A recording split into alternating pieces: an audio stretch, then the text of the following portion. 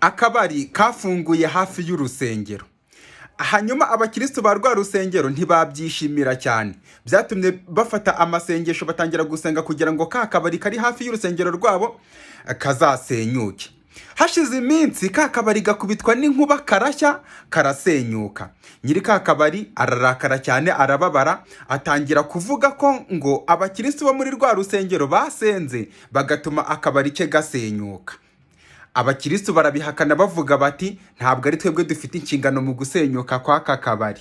Sasa nibwo nyirakabari afashe ikirego akijyana mu rukiko. Baraburana. Umucamanza rubura gica.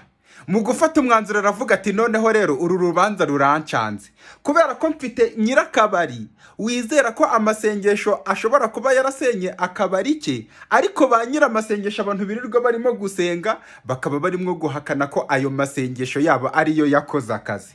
Uko nguko niko mwirirwa muri gusenga ariko mutizeye ko bizaba. Amasengesho namwe niba mwagiye mu myiyerekano, abo nibo bakristo dufite mwebwe ni mwebwe ndimo kureba ndimo kubwira.